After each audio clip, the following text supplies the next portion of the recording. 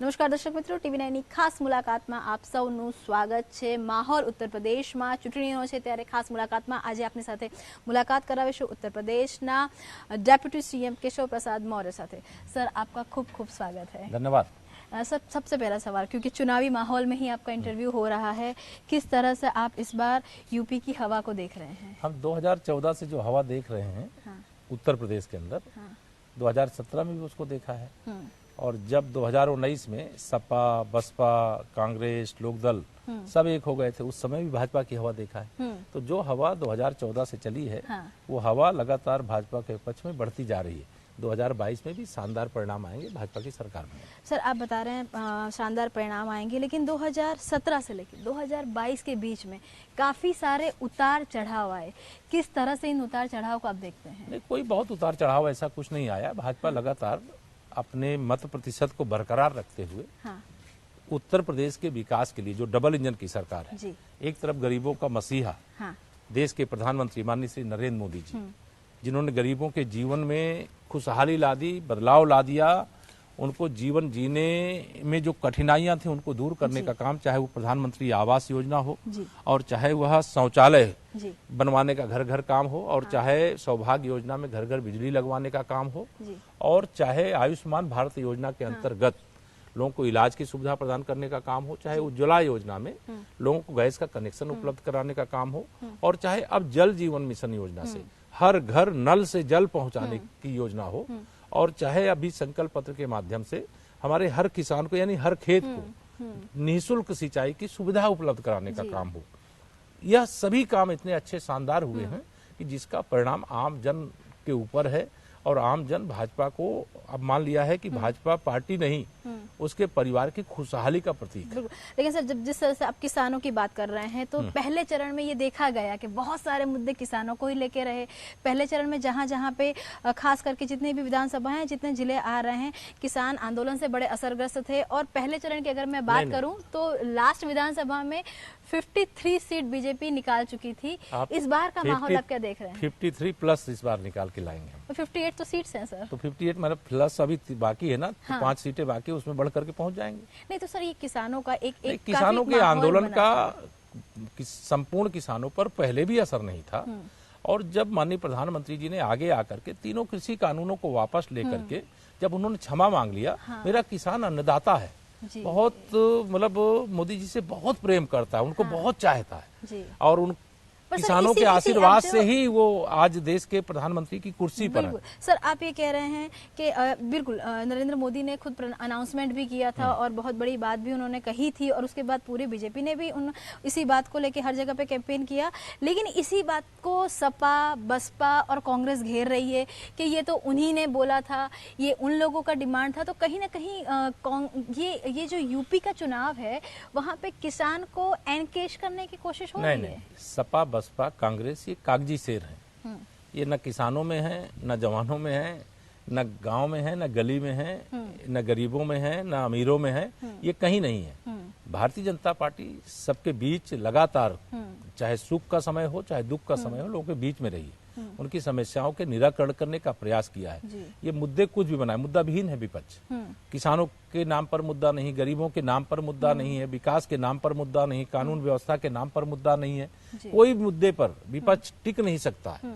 इसलिए वह बेफजूल के मुद्दे लेकर के आता है जिसको जनता ही नकार देती है, किसान ही नकार देता है, गरीब ही नकार देता है। जो माहौल 2017 में देखने मिला था कि उस टाइम पे भी बीजेपी वर्सेस ऑल था, सारी जो पार्टियां थी वो लड़ रही थी, यही माहौल इस बार भी देखने के मिल रहा है कि बीजेपी वर्सेस सपा है, सपा कहीं कांग्रेस है। किस तरह से चुनावी मैदान को या चुनावी धारा को आप देखते हैं? देखिए, बीजेपी वर्सेज आल तो 2014 से मैंने कहा शुरू हो गया, जब सारे विरोधी राजनीतिक दल अंदर से एक होकर के माननीय नरेंद्र मोदी जी को प्रधानमंत्री बनने से रोकने की ठान लिए थे। लेकिन जनता ने तय कर लिया था कि हमारे देश के प्रधानमंत्री कौन होंगे, तो माननीय नरेंद्र मोदी जी होंगे। जनता ने उन्हें पहले जिता दिया था। चुनाव हो और वह वोट डाल करके उनको प्रधानमंत्री की कुर्सी तक पहुंचावे, यह काम 2014 में किया जनता ने। 2017 में भी यही हाल हुआ, 2019 में भी यही हाल हुआ और 2022 में भी एक तरफ सारे विरोधी हैं, अलग अलग लड़ रहे होंगे लेकिन अंदर से सब एक हैं। और अगर अंदर से सब एक हैं तो भी भाजपा की जीत हो रही है और भाजपा की जीत होगी। पर सर आप ये कह रहे हैं भाजपा की जीत हो रही, अगर हम यूपी के चुनाव को थोड़ा नज़दीक से देखें तो समाजवादी पार्टी भी कहीं ना कहीं बड़े जोर से कैंपेन कर रही है। सीधा जो आरोप है वो योगी आदित्यनाथ पे लग रहा है, सीधा आरोप भाजपा पे लग रहा है, सीधा आरोप वो प्रधानमंत्री पे लगा रहे हैं और ये सवाल पूछ रहे हैं कि 5 साल में ऐसी कौन सी नई बात की है या 5 साल में मैनिफेस्टो की कही हुई बात कितनी पूरी की 10 है। मार्च को वोटों की गिनती होनी है, आप नोट करके जाइएगा यहाँ से। 10 मार्च को उत्तर प्रदेश की जनता समाजवादी पार्टी का नाम बदल करके समाप्तवादी पार्टी कर देने वाली है, क्योंकि इन्होंने जनता के लिए जो किया है वह भूली नहीं है जनता। ये दंगाइयों के सरदार हैं श्री अखिलेश यादव जी, अपराधियों के सरदार हैं, माफियाओं के सरदार हैं, पलायन करने वाले अपराधियों के सरगना हैं और उनके कारण से ही मेरा यूपी पूरे देश में बदनाम हुआ था। आज यूपी की जनता अपनी सुरक्षा को खतरा नहीं आमंत्रित करना चाहती, यूपी की जनता अपनी सुरक्षा सुनिश्चित करना चाहती है और खतरे का घंटी अगर कोई है तो समाजवादी पार्टी है और सुरक्षा की गारंटी अगर कोई है तो भारतीय जनता पार्टी। बिल्कुल, ये बात भाजपा हर जगह कह रहा है, लेकिन उसी के सामने सवाल सर बार बार आपसे समाजवादी पार्टी के और कांग्रेस के इसलिए ले रहे हैं क्योंकि वो भी लगातार आपके ऊपर आरोप पे आरोप किए जा रहे हैं।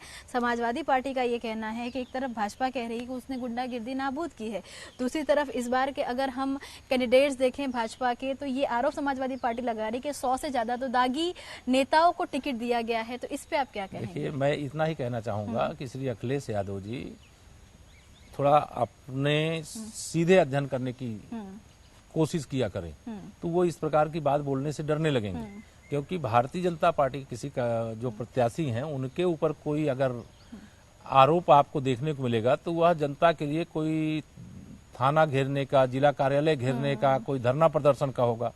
इनके प्रत्याशियों के ऊपर तो दंगा करने का, हत्या करने का, डकैती करने का, फिरौती लेने का, जमीन पे कब्जा करने का, यह सारे आरोप जो खतरनाक आरोप हैं जिनसे यूपी की जनता डरती है, वह आरोपित सारे समाजवादी पार्टी के पास हैं। अगर ये आरोपितों को निकाल दो समाजवादी पार्टी 10 मार्च के पहले ही समाप्त हो जाएगी। अच्छा, मतलब भाजपा के लिए कांग्रेस या समाजवादी पार्टी कोई बड़ा चैलेंज इस बार के चुनाव में नहीं है। कांग्रेस के पास तो केवल फोटो खिंचाने वाले भी बड़े मुश्किल से मिल पा रहे हैं और समाजवादी पार्टी के पास गुंडे, अपराधी, माफिया जिनसे उत्तर प्रदेश की जनता ने छुटकारा पाया है, अब उनकी जाल में फंसना नहीं चाहती है।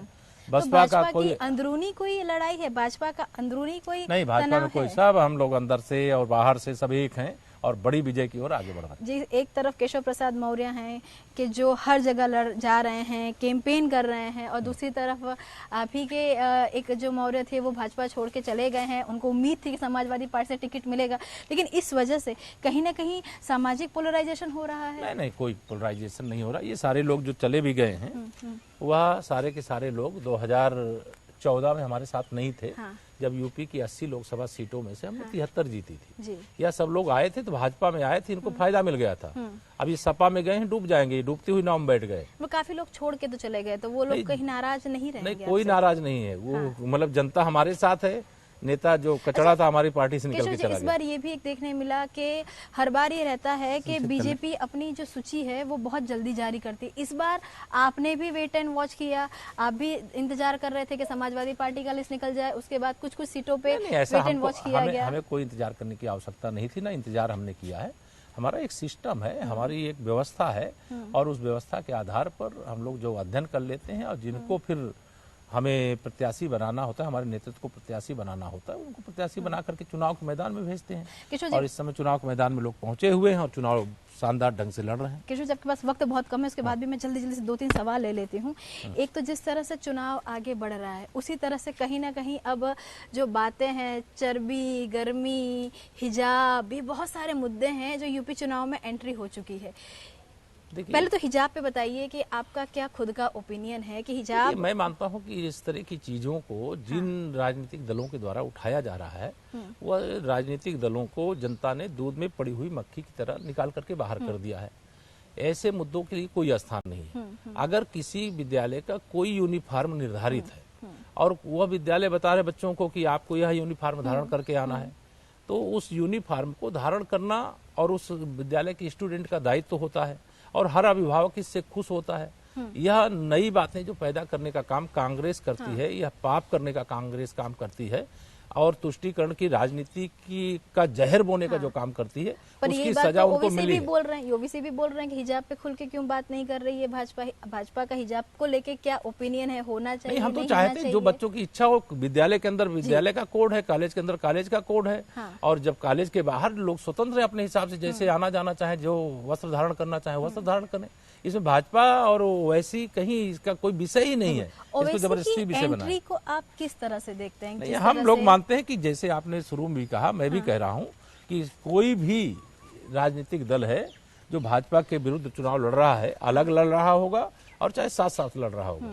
ये भाजपा विरोधी सारे कौरव दल हैं, ये सब एक हैं, और भारतीय जनता पार्टी एक तरफ है अपने पूरा सत्य के साथ, न्याय के साथ, विकास के साथ, कानून व्यवस्था के साथ, उत्तर प्रदेश को उत्तम प्रदेश बनाने के लिए, देश को दुनिया में नंबर 1 बनाने के लिए एक तरफ है हम लोग, और जो उधर है वो उधर रहेंगे।